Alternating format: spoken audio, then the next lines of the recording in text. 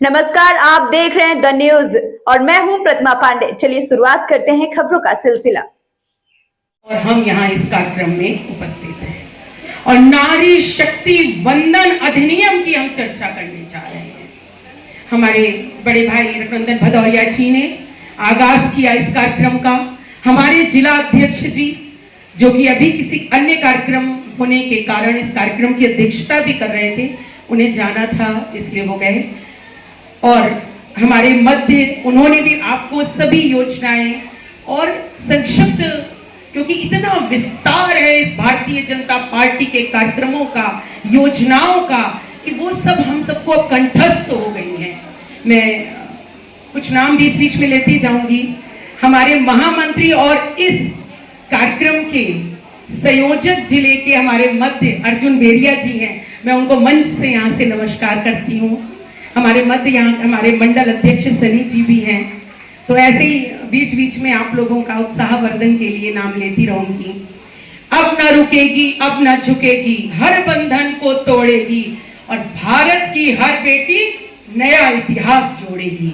अब इतिहास लिखने का समय आ गया है। अब बात है 33% आरक्षण की। हम यहाँ केवल वर्तमान की बात करने के लिए उपस्थित नहीं हुए हैं, हम आज की बात करने के लिए उपस्थित नहीं हुए हैं।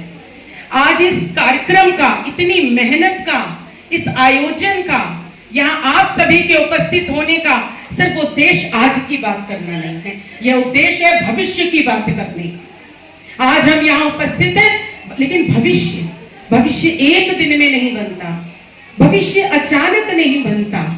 भविष्य बनता है इतिहास की सीख से और भविष्य बनता है वर्तमान से के सुझावों से। तो अब जब हम भविष्य की बात करते हैं तो जरा इतिहास, हम अतीत में जाते हैं। हम उस भारत की बात करते हैं जो इस आजादी के पहले का भारत था। देखिए तो जरा महिलाओं की बहुत विस्तार नहीं लूंगी, 5 से 10 मिनट मैक्सिमम लूंगी और उसमें अपनी पूरी बात आपके समक्ष रखूंगी। और रखना इसलिए आवश्यक है कि जब आप किसी के समक्ष खड़े हो तो केवल गिनी चुनी वही 4 बातें ना कहें, आप केवल उज्ज्वला योजना की बात ना कहें, आप बात करें, आप फर्श से लेके अर्श तक की बात करें, इसलिए बहुत जरूरी है। तो बात करती हूँ उस भारत की जो आज। मैम, आज आप छावनी विधानसभा के नारी शक्ति वंदना के सम्मेलन में आई है। ये वेद प्रकाश की बहनें उठ रही, मत जाए, अभी वेद प्रकाश की बहनें आई बैठे रहिए। आपकी अभी जिम्मेदारी है, आपका कार्यक्रम अभी खत्म नहीं हुआ है। अरे भाई, ये भी तो देख लें, उठ जाएगा मेला तो मैं रह जाऊंगा अकेला। क्या आप समझ रहे हो? हम नेतृत्व भी कर रहे हैं, हम विधानसभा भी देख रहे हैं।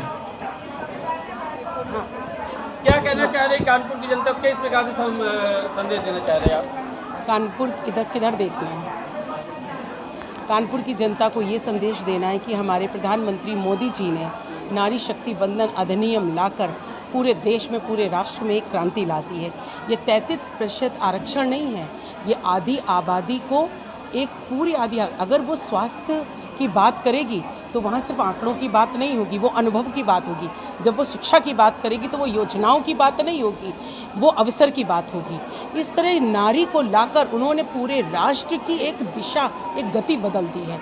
और ये अधिनियम 1996 से ये था कि ये बिल आना है, प्रस्ताव आना है, लेकिन इसका लगातार मोदी जी, भारतीय जनता पार्टी के अलावा सभी दल इसका किसी न किसी रूप में विरोध करते रहे।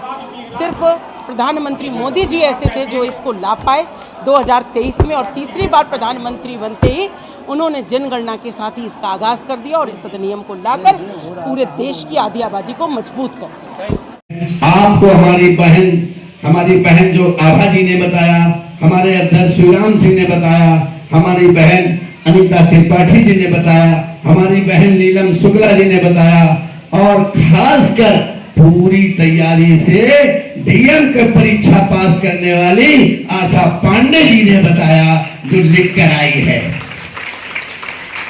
मैं तो इतने कहूंगा, सुख देह सुख है, दुख देह दुख।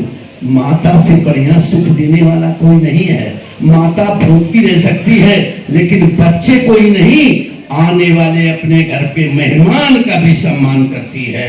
हमारी सीता माता ने, वो जानती थी कि ये गिरगिट है, क्योंकि जब वो भिक्षा देने गए थे उन्हें मालूम था अगर अशिष्ट नहीं होता तो सीधे आने का प्रयास, वो जानते थे कहीं कोई ऐसी नहीं थी। भगवान ने सारी रचना की, भगवान पैदा हुए, पैदा नहीं भय प्रकट कर पाला दीन दयाला, लेकिन पैदा का स्वरूप बनाया। हमारी माता सीता की औकात है कोई सती को छू ले, हमारी भक्ति को छू ले, मेरी शक्ति को छू ले, मेरी लक्ष्मी को छू ले, औकात नहीं, वो छाया थी। वो कहते ना, जब तक करो निशाचर नासा तब तक करो अग्निवासा।